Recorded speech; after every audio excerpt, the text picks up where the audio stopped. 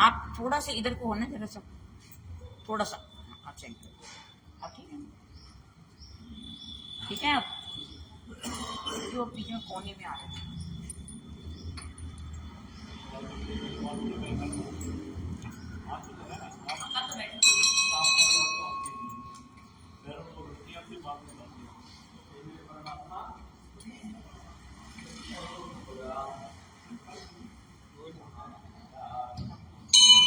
बोलिए सियापति रामचंद्र भगवान की जय। जय जय श्री राधे, जय जय श्री राधे श्याम। गुरुर्ब्रह्मा गुरुर्विष्णु गुरुर्देवो महेश्वरा, गुरु साक्षात् परब्रह्म तस्मै श्री गुरुवे नमः। अखण्डमण्डलाकारं व्याप्तं येन चराचरं तत्पदं दर्शितं येन तस्मै श्री गुरुवे नमः। अज्ञानतिमिरान्धस्य ज्ञानाञ्जनशलाकया चक्षुरुन्मिलितं येन तस्मै श्री गुरुवे नमः। कस्तूरितिलकं ललाटपटले वक्षस्थले कौस्तुभं, नासाग्रेवरमुक्तिकं करतले वेणुकरे कमलं। सर्वाङ्गे हरिचन्दनं सुललितं कण्ठे च मुक्तावली, गोपीस्त्रीपरिवेष्टतो विजयते गोपालचूडामणिम्। पुल्लेन्दीवरकान्तिबिन्दुवदनं मर्हवतसप्रियं, श्रीवत्साङ्गमुदारिकौस्तुदरं पीताम्बरं सुन्दरम्। गोपीनां नयनोत्पलाचरितं गोगोपसंहारतं, गोविन्दं कजराजदेवगर्भं दिव्याङ्गभूषणं भजे। लोकाभिरामं रणरङ्गधीरं राजीवनेत्रं रघुवंशनाथं, कारुण्यरूपं करुणाकरन्दं श्रीरामचन्द्रं शरणं प्रपद्ये। कर्पूरगौरं करुणावतारं संसारसारं भुजगेन्द्रहारं, सदा वसन्तं हृदयारविन्दे भवं भवानी शयतं नमामि। अखिलत्वबलधामं हेमशैलावदेहं, धनुजीवनं कृपासनं ज्ञानिनामाग्रगण्यं, सकलगुणनिधानं वाणिराणामरीशं, रघुपतिप्रियभक्तं वातजातं नमामि। बोलिए सीताराम सरकार की जय, बोलिए पवन सुत हनुमान जी महाराज की जय, बोलिए गोस्वामी तुलसीदास जी की जय, बोलिए श्री बांके बिहारी लाल की जय। अकारण कारण वर्णालय भक्तवांछा कल्पतरु कलित पीताम्बरधारी आनंद कंद ब्रजेंद्र नंदन मंदिर में विराजमान श्री बांके बिहारी, अनंत करुणा निधान भक्तवांछा कल्पतरु अनंत कोटि नायक श्री राघवेंद्र सरकार, भूत भावन भगवान महादेव, अनंत बलवंत श्री हनुमंत लाल जी महाराज। बड़े सौभाग्य की बात है कि हम सब श्री राम कथा का रसपान कर रहे हैं। और बड़े सौभाग्य की बात यह भी है कि श्री बांके बिहारी के सानिध्य में श्री राम कथा सुनने का अवसर हम सबको प्राप्त हो रहा है। हमारे मंदिर के सरपरस्त श्री वयोवृद्ध अनिल गोसाई जी, सरपरस्त श्री अशोक अरोड़ा जी, मंदिर के प्रधान श्री महंत ललित गिरी गोस्वामी जी, कोषाध्यक्ष संजय दत्ता जी, महामंत्री श्री राजेंद्र गुलाटी जी, हमारे विप्र मंडल में श्री विनोद उपाध्याय जी और हमारे गुरु जी विनोद बिहारी देवरिया सरकार जी, जो किसी कारणवश अभी घर गए हुए हैं, और हमारे नृत्य के श्रोता श्री अर्जुन दास जी आहूजा, उषा ढिंगरा जी, दया रानी एवं समस्त भक्त परिकर श्री राम कथा का नित्य ही रसपान कर रहे हैं। आइए राम चरितमानस में हम प्रवेश करने से पहले 2 बार श्री राम नाम संकीर्तन करते हैं, तत्पश्चात श्री रामायण जी में प्रवेश करते हैं।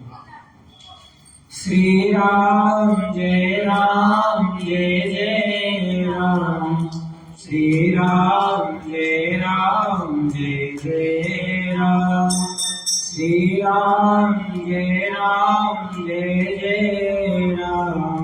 श्री राम जय जय राम, श्री राम जय जय राम, श्री राम जय जय राम, श्री राम जय जय राम, श्री राम जय जय राम, जय जय राम।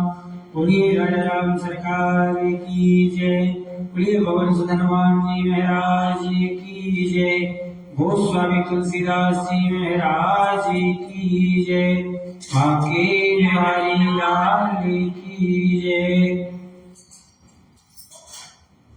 बहुत ही हर्ष की बात है कि हम राम कथा का रसपान श्री बांके बिहारी मंदिर के प्रांगण में कर रहे हैं, और इस अमृत वर्षा में अपने जीवन को धन्य बना रहे हैं। किसी न किसी कारण आज मुझे कथा करने का सौभाग्य प्राप्त हुआ है, और इस संसार में भी किसी न किसी कार्य के पीछे कोई कारण अवश्य होता है। कोई भी प्रयास करिए, आप कोई भी कार्य करिए, उसमें कोई ना कोई कारण अवश्य होता है। अकारण कौन है? तो अभी आपने स्तुति में सुना, अकारण कारण वर्णालय भक्त वांछा कल्पतरु। अकारण कृपा तो केवल श्री राघवेंद्र सरकार ही करते हैं। बाकी इस सृष्टि में जितनी भी वस्तु हैं, जो भी कार्य है, वो किसी न किसी कारण के उद्देश्य से ही होती है। और भगवान की कृपा ही एक अकारण मात्र है, जो कि जीव मात्र पे दया करते हैं। अकारण करुणा के सागर, अकारण कारण वर्णालय। तो भगवान हमारे किसी कारण की ही हम सब पर कृपा करते, यह भगवान की ही सामर्थ्यता है। जीव को न ऐसी सोच है और न ही ऐसी समर्थ है जो किसी कारण किसी पर दया करे या किसी के प्रति कुछ करे। जीव बता ही कारण के बंधन में है।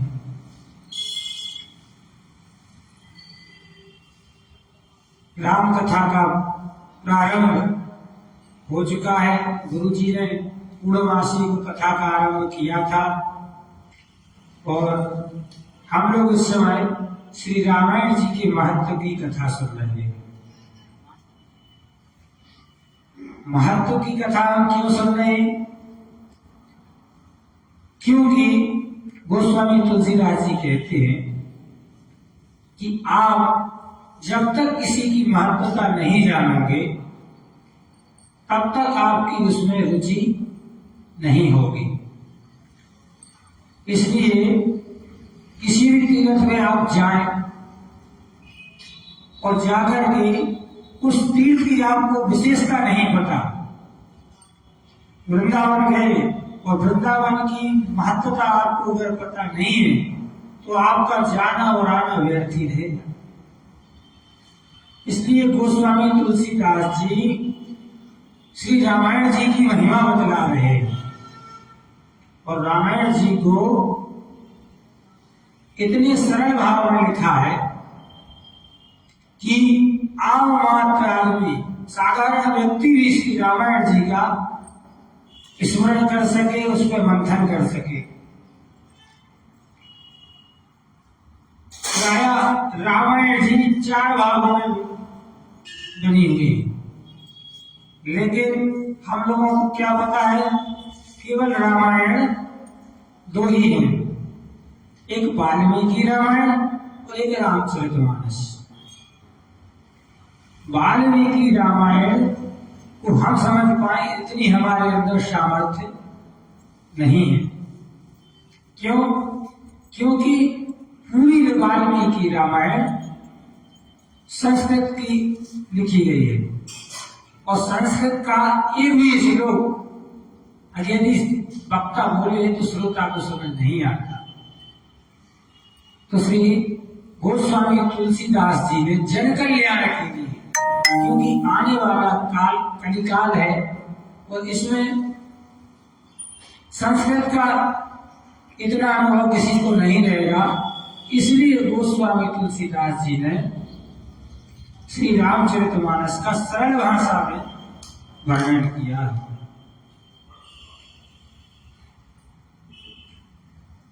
गोस्वामी तुलसीदास जी ने समस्त प्राणियों के हित के लिए यह कथा सरल भाषा में लिखी। श्रीमद् भागवत भी संस्कृत में है, लेकिन वेदव्यास जी ने उसको हिंदी में विभाजित किया। श्री सुखदेव जी ने परीक्षित को कथा संस्कृत में ही सुनाई थी, क्योंकि संस्कृत सबके समझ में नहीं आती और रामायण हमारी इतनी सरल है कि हर किसी को कोई ना कोई चौपाई तो रामायण की जरूर आती होगी। किसी भी व्यक्ति को जिसने रामायण सुनी होगी उसको रामायण का एक ना एक चौपाई, एक ना एक भावार्थ जरूर समझ में आता हो। जैसे किसी को कुछ ना आता हो लेकिन एक शब्द तो जरूर आता है, मंगल वर्ण अमंगल हारी देवांश दशरथ अजर बिहारी राम सिया राम राजा राम राम सिया राम जय जय राम। कहने का तात्पर्य यह चौपाई प्राय सभी लोगों को आती है और ऐसी अनेकानेक चौपाई हैं जो व्यक्ति हर एक आम आदमी को याद हो जाती है। और कुछ भी ना हो तो हो ही जो राम विश्व रच रखा, राम जी ने जो रच रखा है वही होगा। तो गोस्वामी तुलसीदास जी ने इस चीज पर विशेष मंथन किया कि वाल्मीकि रामायण विद्वानों के लिए है, जो कि संस्कृत में अध्ययन एवं मंथन कर सके।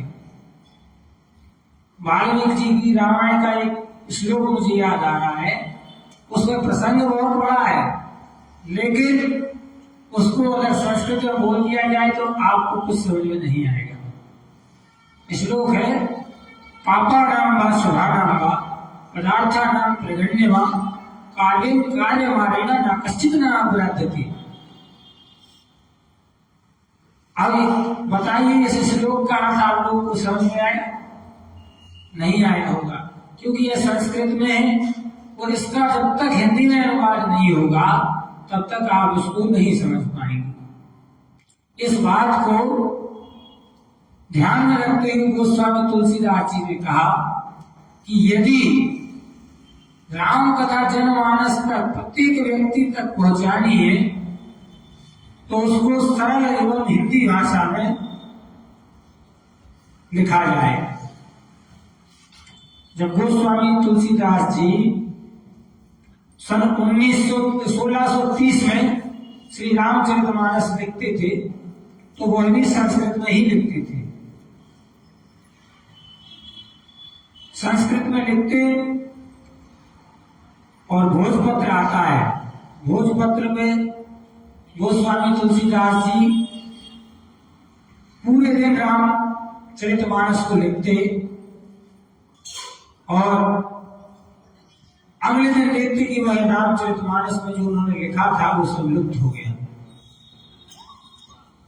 ऐसा विगत दिनों तक चलता रहा।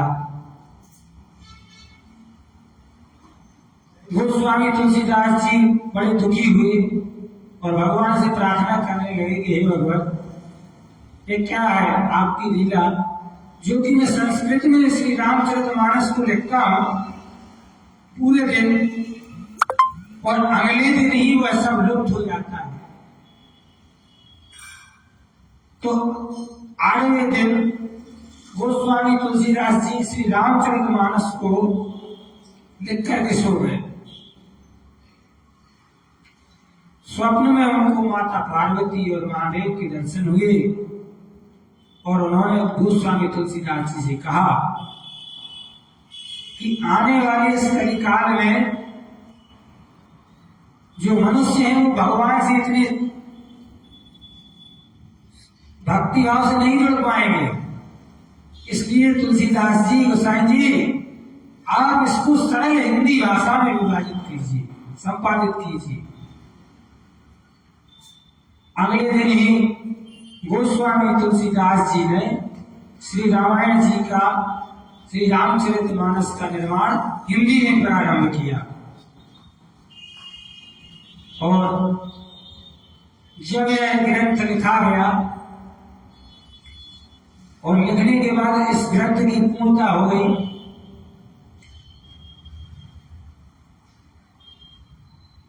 तो विद्वानों ने इस ग्रंथ को मान्यता नहीं दी। कहा कि यह ग्रंथ कैसा है, सौदेवी संस्कृत नहीं है। और सन 1630 के करीब जो भी ग्रंथ लिखा जाता था वह सब संस्कृत में लिखा जाता था। उसी ग्रंथ को मान्यता प्राप्त की जाती थी। गोस्वामी तुलसीदास जी बड़े दुखी हुए और महादेव से प्रार्थना की कि भोलेनाथ, इसका अनुवाद आपने ही निर्देश दिया था कि आप इसको हिंदी में संपादित करें, तो मैंने आपकी आज्ञा अनुसार श्री रामचरितमानस को हिंदी में लिखा और समाज और संत विद्वान इसको स्वीकार नहीं कर रहे इस ग्रंथ को।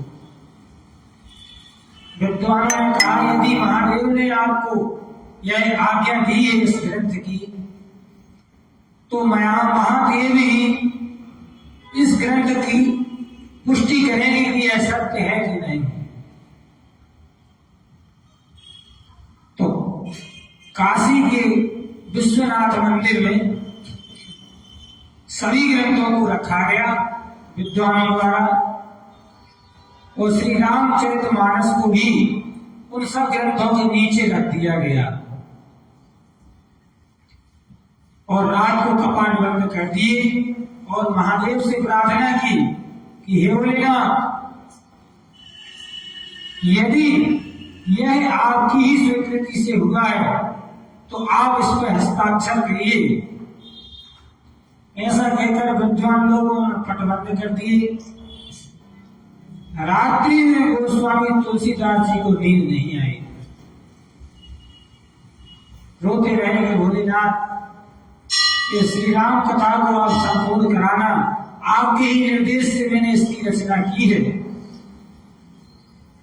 जैसे ही प्रातः काल जब सूर्योदय हुआ और मंदिर के कपाट खुले तो क्या देखते हैं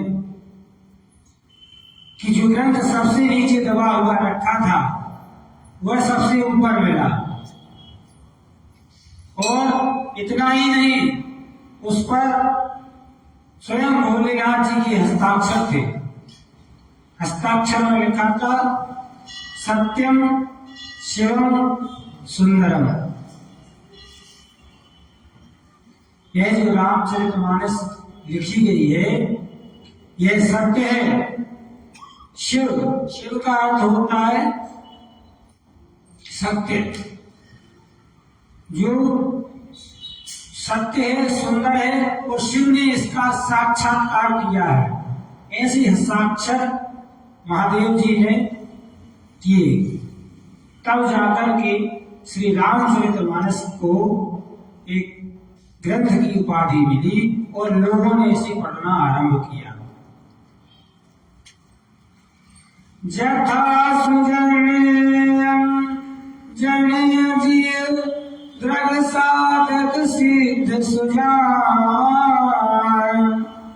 कौतुक देख शैलवन भूतल भूरि निदान।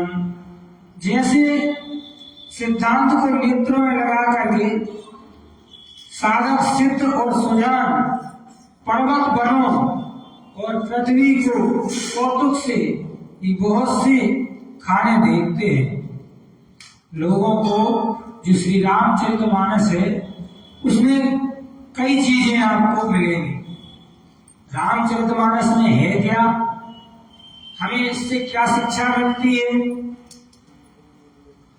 यह भी जानना हमको बहुत जरूरी है।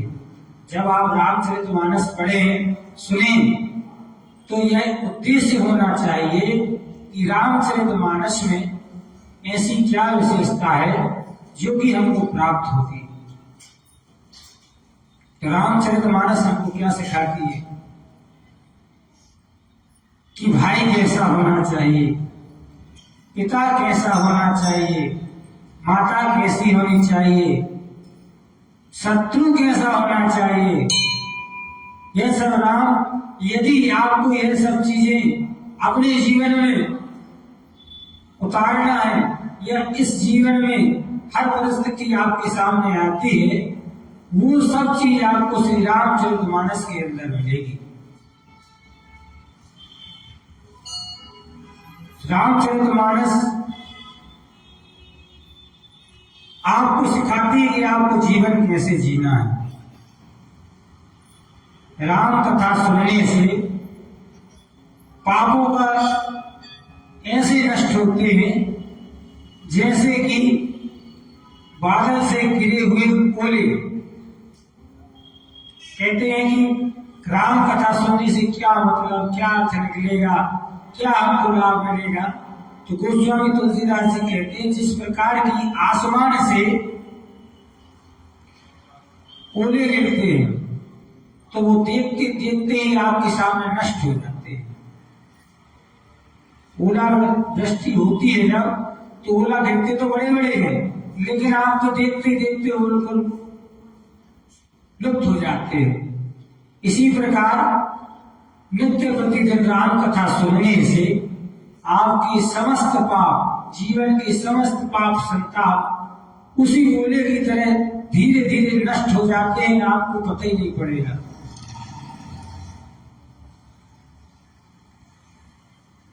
बहुत से लोग श्री रामचरितमानस की चौपाई का जो ये अर्थ है, मंगल भवने अमंगल हारी द्रवहु सुदशरथ अजर बिहारी, इसका आज हम लोग संक्षिप्त में वर्णन सुनेंगे। मंगल भवने अमंगल हारी, भगवान कौन है? मंगल भवन, भवन मतलब घर, मंगल का घर है भगवान। मंगल भवने अमंगल हारी। अब आप एक बात बताइए, लोग बोलते हैं अमंगल हारी, जब भगवान मंगल का घर है अमंगल तो भगवान के आने से तुरंत ही हट जाएगा, उसको हटाना नहीं पड़ेगा। मान लीजिए कि हम इस मंदिर में बैठे हैं और लाइट चली जाए,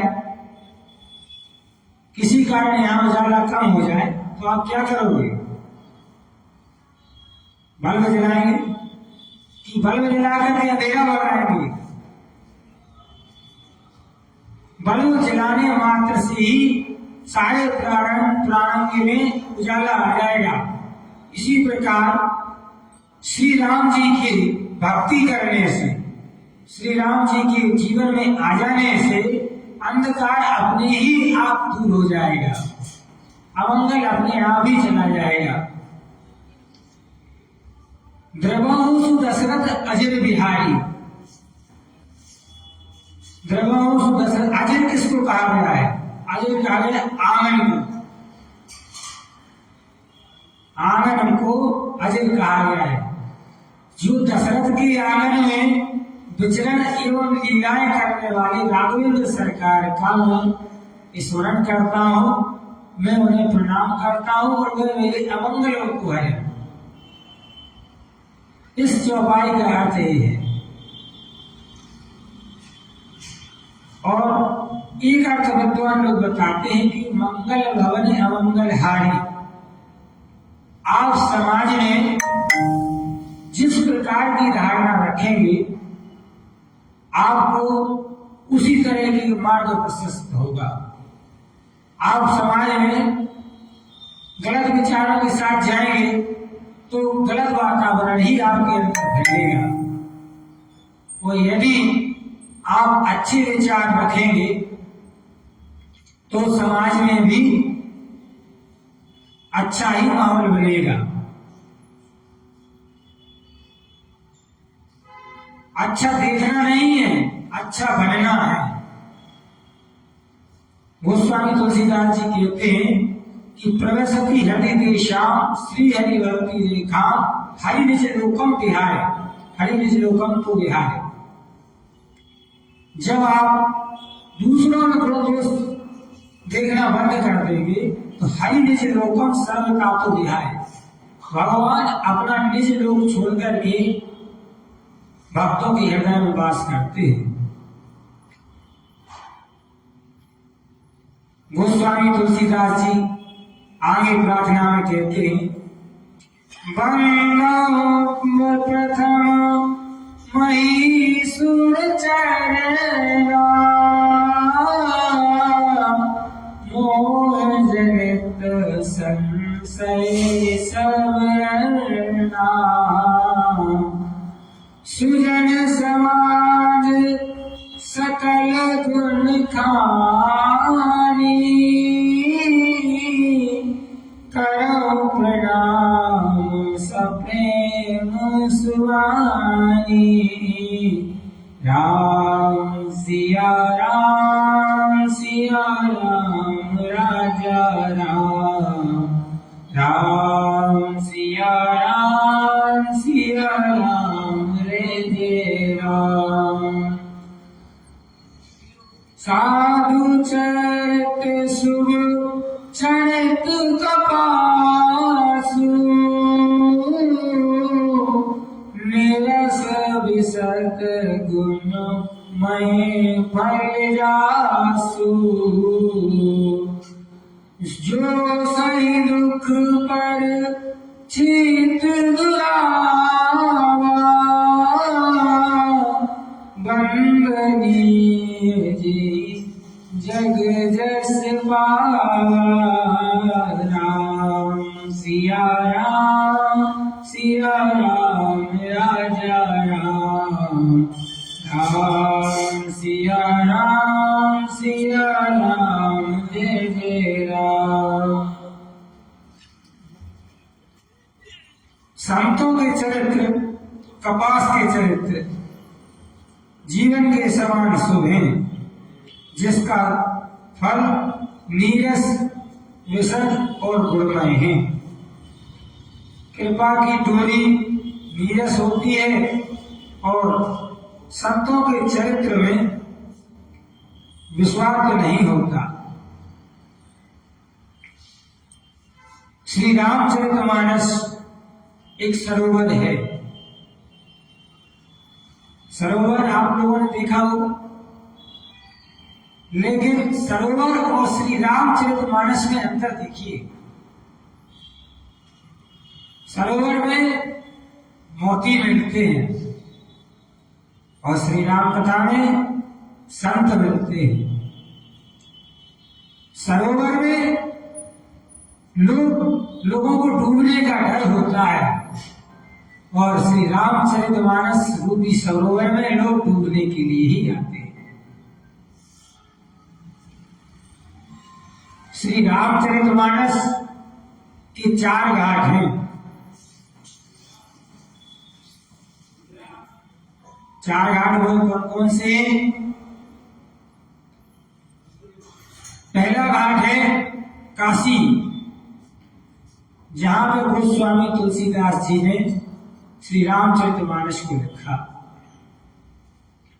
दूसरा घाट है प्रयागराज, जो कि यादवंत ऋषि ने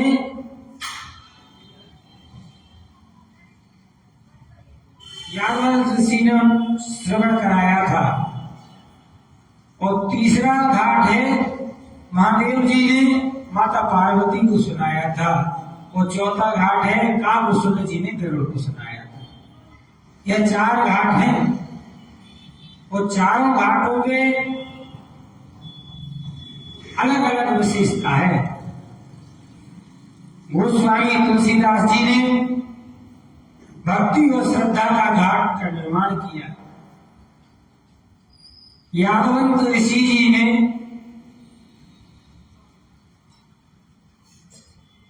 ज्ञान का और कर्म कांड का उनको उपदेश दिया श्री राम कथा के माध्यम से। और श्री महादेव जी ने माता पार्वती को श्री राम कथा सुनाई। उसमें श्री राम नाम की महिमा और राम नाम की विशेषता के बारे में विस्तार से माता पार्वती को बतलाया।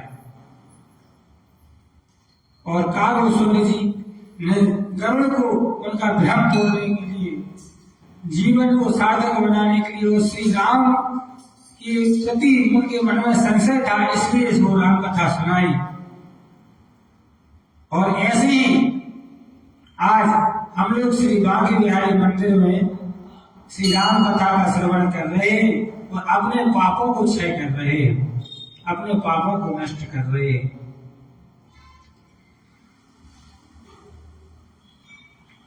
भोलेनाथ जी माता पार्वती जी से कहते हैं कि हे पार्वती, राम कथा क्या है? राम कथा एक कुल्हाड़ी है और उसका काम क्या है? बोलते हैं कि जो अपने अंदर लोभ, मोह, मद, मांसरी, ईर्ष्या, प्रायश्चित, छल, छिद्र, कपट, इतने सारे अवगुण भरे हैं ना, उन अवगुणों का हमारे अंदर पेड़ उत्पन्न हो गया है। उस पेड़ को काटने वाली है एक नारी, श्री राम कथा, श्री रामचरितमानस।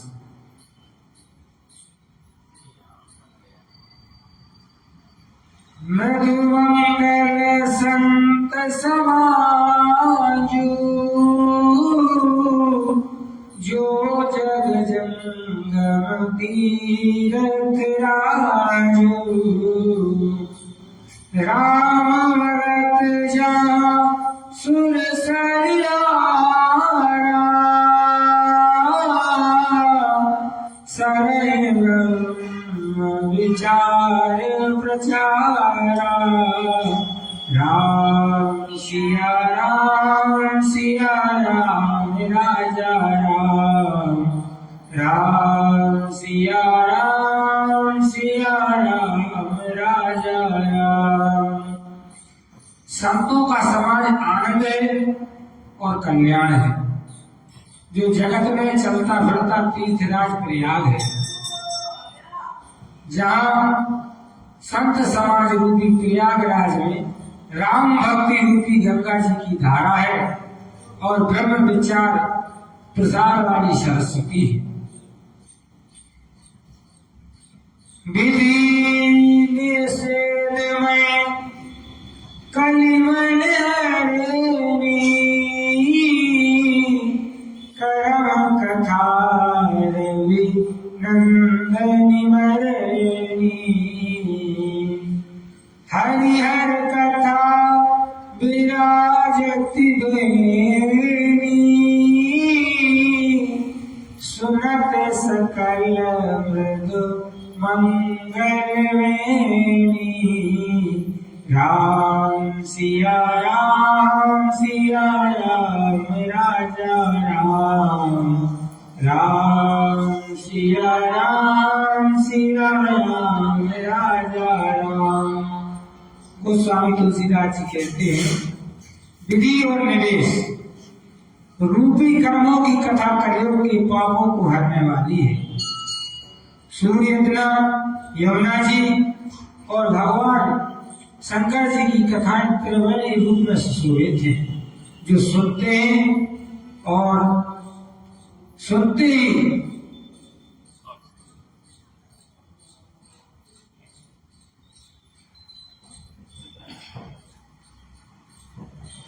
ही श्री राम कथा तुरंत कल्याणकारी होती है। राम कथा जिस दिन से आप सुनने लग जाएंगे, उसी दिन से आपको कथा का असर होने लगेगा। एक उदाहरण है कि आप किसी डॉक्टर के पास जाएं और उससे अपनी व्यथा बताएं, तो डॉक्टर तो अपना इलाज कर देगा, लेकिन दवा तो आपको खानी पड़ेगी। जब तक आप दवाई नहीं खाएंगे, तब तक उस रोग का निवारण नहीं होगा। इसी प्रकार आप लोग श्री राम कथा, भागवत कथा कहीं भी सुनने जाते हो, तो कथा में गुण दोष न देख करके कथा से जो आपको मिला है उस पर आप मंथन करेंगे, तो उसमें जरूर आपको लाभ मिलेगा।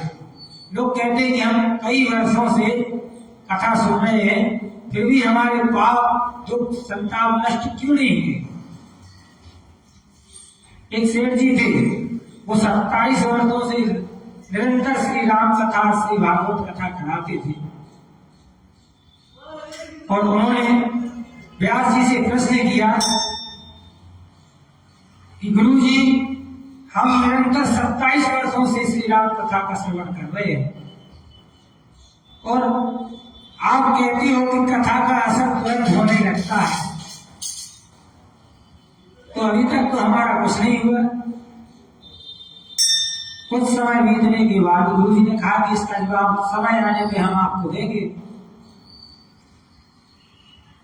28वें वर्ष में जब उनकी श्रीमद् भागवत कथा का आयोजन हुआ, तो गुरु जी के पास आए और बोले, गुरु जी, हमें किसी कारणवश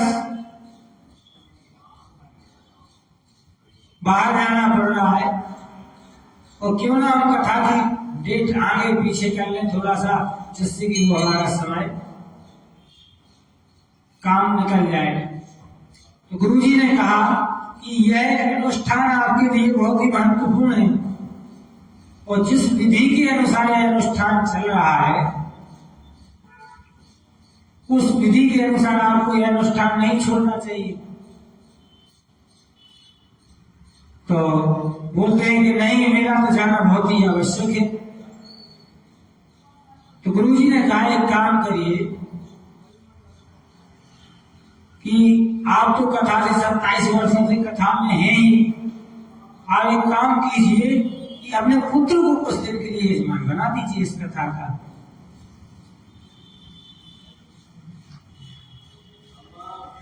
जो यजमान थे वो बहुत गुस्से में आ गए और बहुत चिल्ला के बोले गुरु जी से, गुरु जी, ये आपने क्या कह दिया।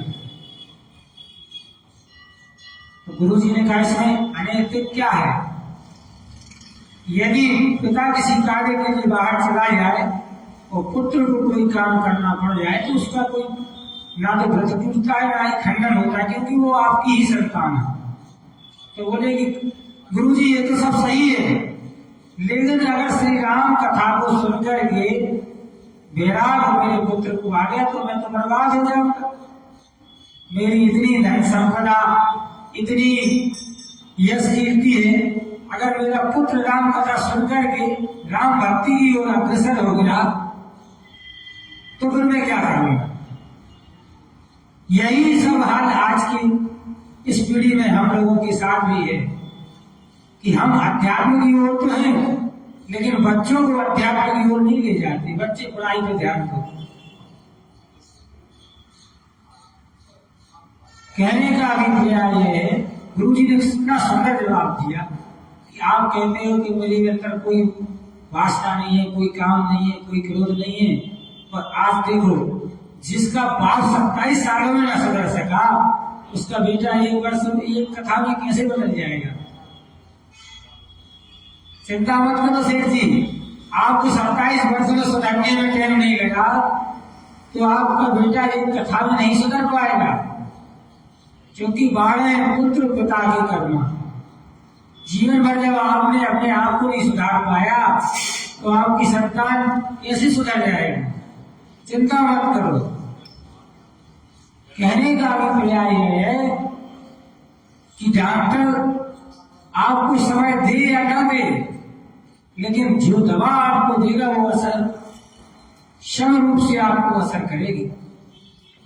आप सोचें कि भागवत या राम कथा में व्यास जी ने हमारे साथ अच्छा व्यवहार नहीं किया या हमारे साथ कोई वार्तालाप नहीं की, लेकिन आपको उससे कोई मतलब नहीं। जो अमृत रूपी राम कथा आपके अंदर गई उसका असर आपको अवश्य होगा।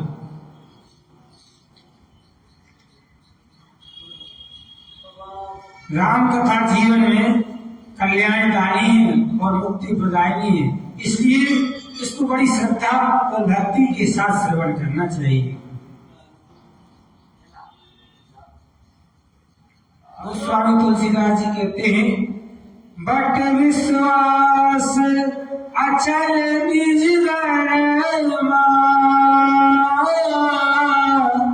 तीरथ राज समाज सुकर्मा समय सुलभ सब दिन सब देसा सेवक सागर समन कलेसा राम सिया राम राजा राम राम सिया राम जय जय राम। कथक अलौकिक तीरथ राजू दे साध सद भल प्रवाहु राम सिया राम राजा राम राम सिया राम राजा राम।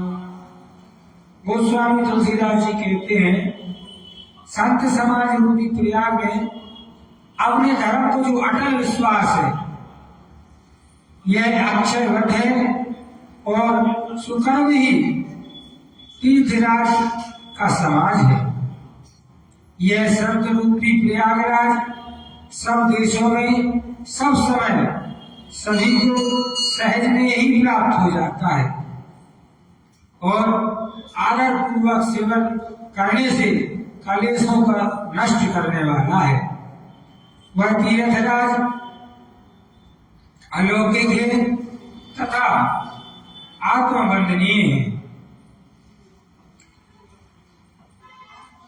सुनि समझी जन मुदित मन मंजहि अति अनुराग लय चार फल अक्षत तन साधु समाज प्रयाग मंगल भवन मंगल आरी द्रवं सुदशरथ अजल बिहारी सीताराम चरण रति मोरे, अनुजय वरण अनुग्रह तुमरे। तीर्थराज प्रयाग में स्नान का फल तत्काल देखने में आता है। कोयले कोयल बन जाते हैं और बगले हंस बन जाते हैं। यह सुनकर कोई आश्चर्य न करे, क्योंकि सत्संग की यह महिमा ही है। वाल्मीकि नारद जट जोनी, निज निज मुखन कहीं निज ओनी। जलचर थलचर नवचर नाना, तेजर चेतन जीव समाना। राम सिया राम राजा राम, राम सिया राम जय जय राम। गोस्वामी तुलसीदास जी कहते हैं, वाल्मीकि जी, नारद जी और अगस्त्य ऋषि ने अपने अपने मुखों से अपनी होनी जीवन का वृत्तांत कह सुनाया। जल में रहने वाले, जमीन पर चलने वाले और आकाश में विचरने वाले नाना प्रकार के जड़ चेतन जीव इस जगत में हैं। मति की रति गति भूति बलाई, जय जय जतन जहाँ जी पाई। सो जानव सत संग प्रभाऊ, लोक वेद न आन पाऊ। राम सिया राम राजा राम, राम सिया राम राजा राम। गोस्वामी तुलसीदास जी कहते हैं कि नारद जी ने, वाल्मीकि जी ने अपने जीवन को श्री राम कथा से बहुत प्रभावित किया। उल्टा नाम जपहि जग जाना, वाल्मीकि भय ब्रह्म समाना। वाल्मीकि जी ने राम जी का उल्टा नाम मरा मरा कह के इतना जपा उसको कि वह ब्रह्म ऋषि की उपाधि पे आ गए। और उन्होंने उस राम नाम के प्रभाव से श्री वाल्मीकि रामायण का निर्माण किया। राम नाम की महिमा इतनी है। अच्छा, राम नाम की महिमा इतनी है तो राम कथा सुनने वाले का क्या कल्याण होगा?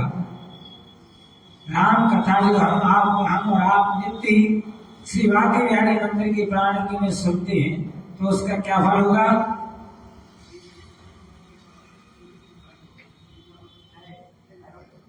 विधि हरिहर कवि गोविंद वाणी, कह साधु महिमा सकुचारी। सो मोसन कई जात से, सात वनिक मुनि मनि गुण जैसे। राम सिया राम जय जय राम, राम सिया राम जय जय राम, राम सिया राम जय जय राम, राम सिया राम जय जय राम। ब्रह्मा विष्णु शिव कवि और पंडितों की वाणी संत महिमा का वर्णन करने में सकुचाती है। वह मुझसे किस प्रकार नहीं कही जाती, जैसे साग तरकारी बेचने वाले मड़ियों के समूह नहीं कहे जा सकते। गोस्वामी तुलसीदास जी कहते हैं, कि श्री रामचरितमानस की कथा ब्राह्मण साधु संतों की महिमा ऐसे मुझसे नहीं कही जाती। इतनी संकोच लगता है। किसी सज्जन या किसी विशेष व्यक्ति की अगर तारीफ करो तो सामने वाले को बहुत संकोच लगता है। जो विनम्र होगा उसको बहुत संकोच लगेगा। इसी प्रकार गोस्वामी तुलसीदास जी कहते हैं कि जिन संतों की वाणी से, जिन ब्राह्मणों की वाणी से मैं राम कथा सुनेगा, उनकी महिमा कहने में मुझे संकोच लग रहा है। क्यों? क्योंकि मड़ियों को बेचने वाला सब्जी की बोली नहीं लगाता। गोस्वामी तुलसीदास जी कहते हैं जिसके पास मड़ी है वो सब्जी की बोली नहीं लगाएगा। इसी प्रकार गोस्वामी तुलसीदास जी कह रहे हैं कि ब्राह्मण और संतों के सत्संग की महिमा मैं नहीं कह सकता, मुझे संकोच हो रहा है। क्योंकि ब्राह्मण और साधु संतों द्वारा जो सत्संग मिला है वो मणि के समान है। इसलिए गोस्वामी तुलसीदास जी संकोच कर रहे हैं। बंदाऊ संत समान चित, हृदय में हित नहीं कोई, अंजलिगत शुभ सुमन जिमी, सब सुगंध कर दे, मंगल भवन मंगलहारी, त्रिभुवन सुदशरथ अजर बिहारी, सीताराम चरण रति मोरे, अनुजय वरण अनुग्रह तोरे।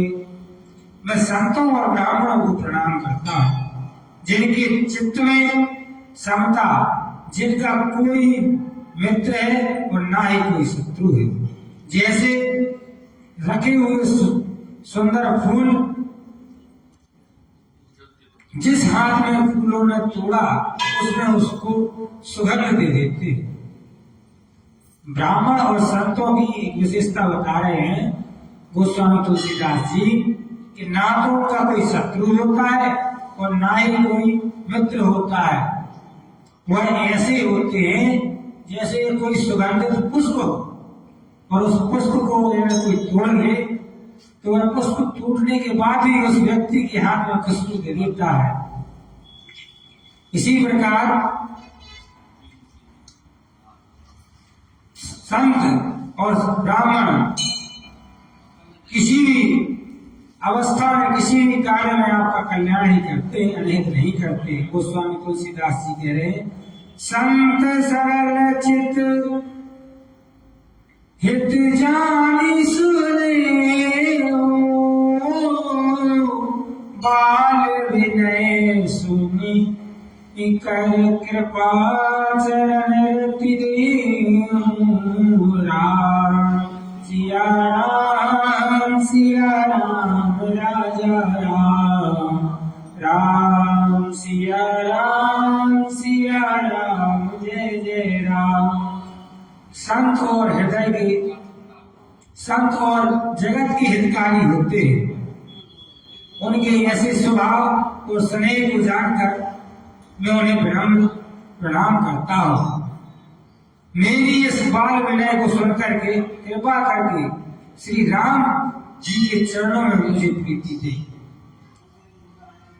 कभी भी आप साधु संतों को प्रणाम करें या ब्राह्मणों को प्रणाम करें तो भगवान से, उन संतों से या किसी भी विप्र से आप प्रणाम करके क्या मांगे?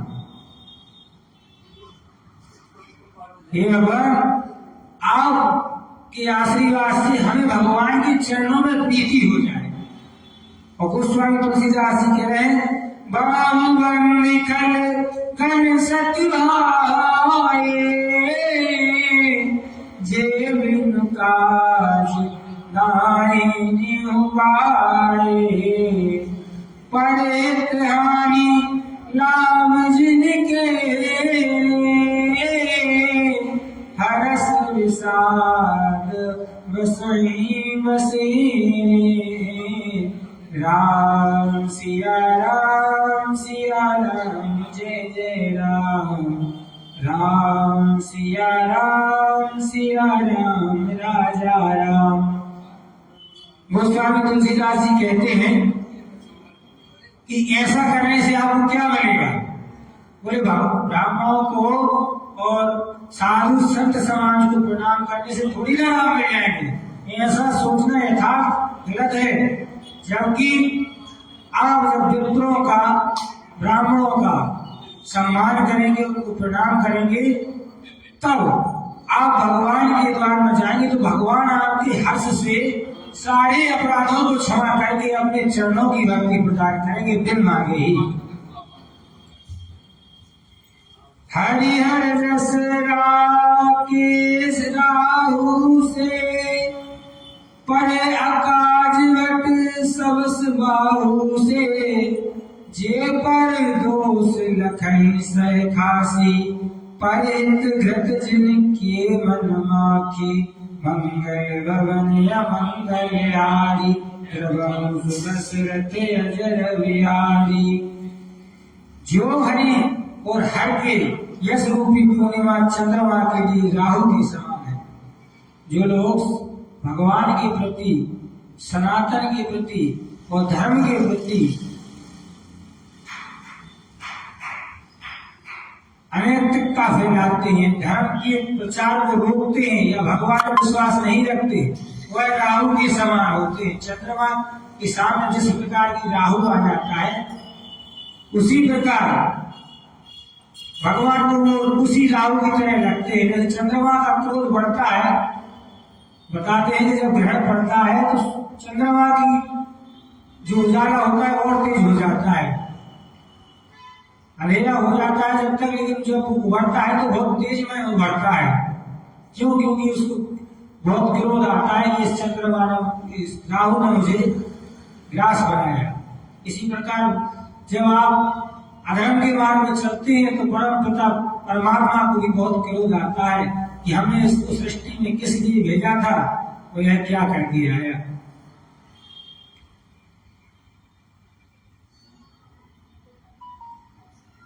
अर्थात जो इंसान ऐसा करता है वह खुद को तो नष्ट करता ही है, अभी तो अपने कुल खानदान के सारे धर्म पुण्यों को भी नष्ट कर लेता है। उसी प्रकार दुष्ट लोग दूसरों के बने बनाए काम की अपनी हानि करके भी बिगाड़ देते हैं। गोस्वामी तुलसीदास जी कहते हैं ऐसे लोग क्या करते हैं कि किसी का अगर बुरा हो, करना हो तो अपना नुकसान नहीं देखेंगे, खुद का नुकसान हो जाए लेकिन सामने वाले का अच्छा नहीं होना चाहिए। ऐसा व्यक्ति को कभी नहीं करना चाहिए। तेजी किसान रोष पेशा, अब गुण धन धनी धनेशा, उदय के सब समृद्ध सबके, कुंभकर्ण सम सोवतनी के राम, सिया राम जय जय राम, राम सिया राम जय जय राम।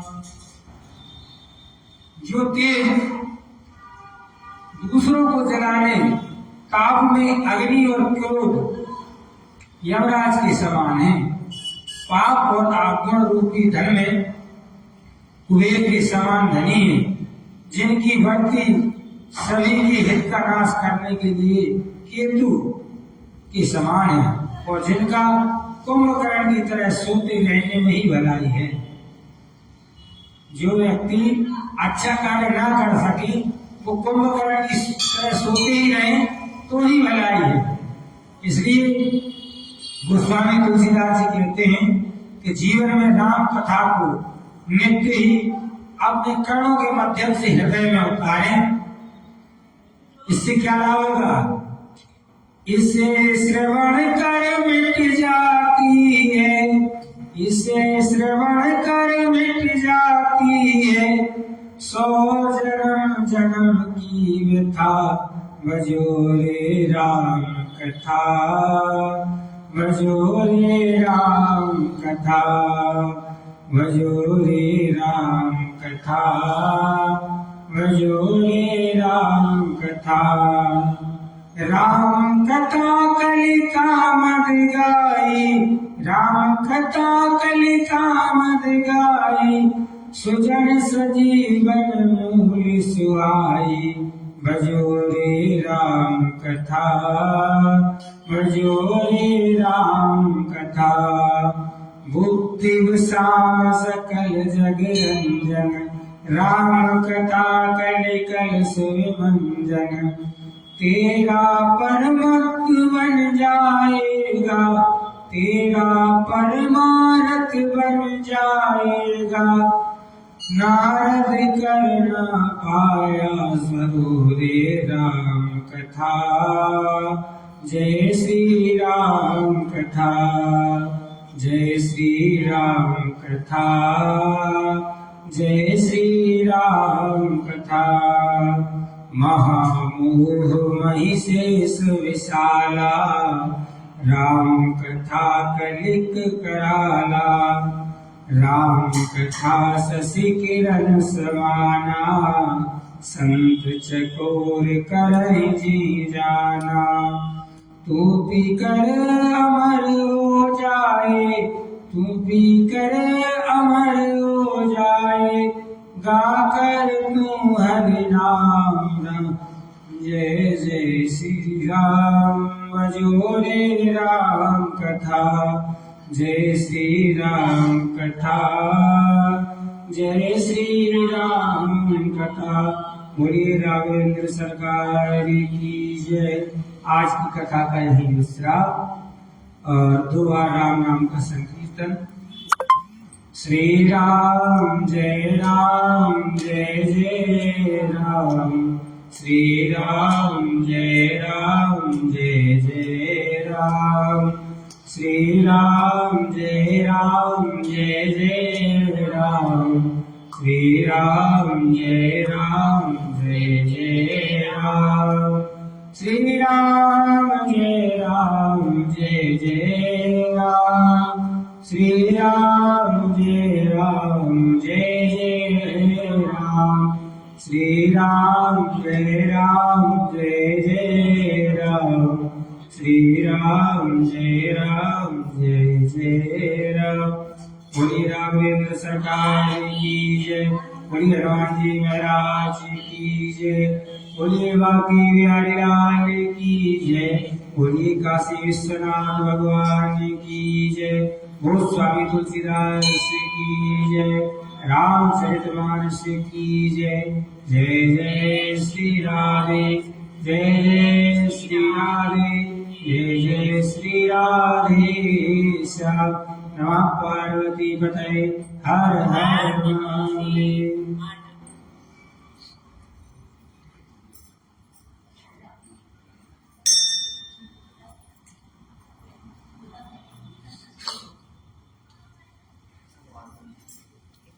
श्रवण कर मिट जाती है